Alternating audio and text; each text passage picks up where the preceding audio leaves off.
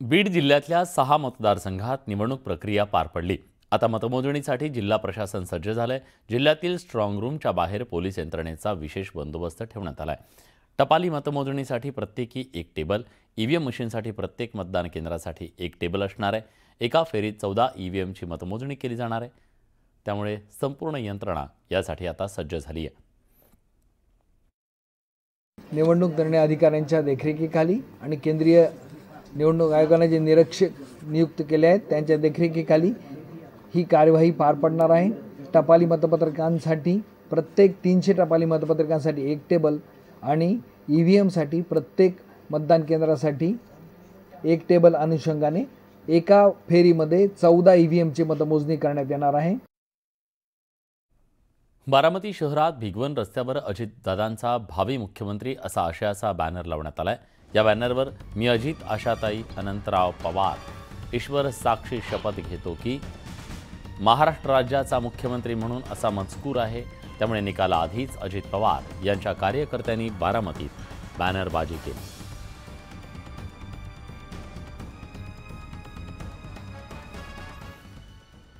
विधानसभा निवडणुकीचा निकाल जाहीर व्हायला काही तास शिल्लक आहेत। असं असलं तरी रायगडच्या महाड विधानसभा मतदारसंघात आमदार भरत गोगावलेंच्या विजयाचे बॅनर थडकले।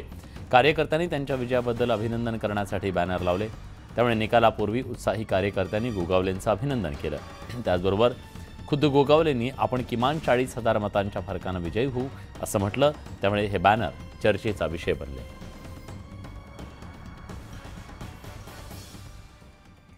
विधानसभेच्या 288 जागांसाठी 20 तारखेला मतदान पार पडलं। उद्या सर्व जागांसाठी मतमोजणी होणार आहे।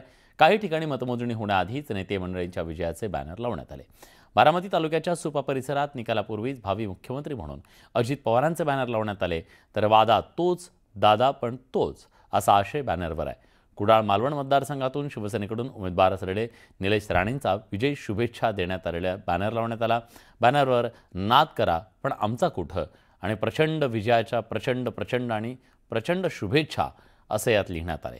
संगमनेर मतदारसंघात काँग्रेस नेते बाळासाहेब थोरातांचे बॅनर लावण्यात आले।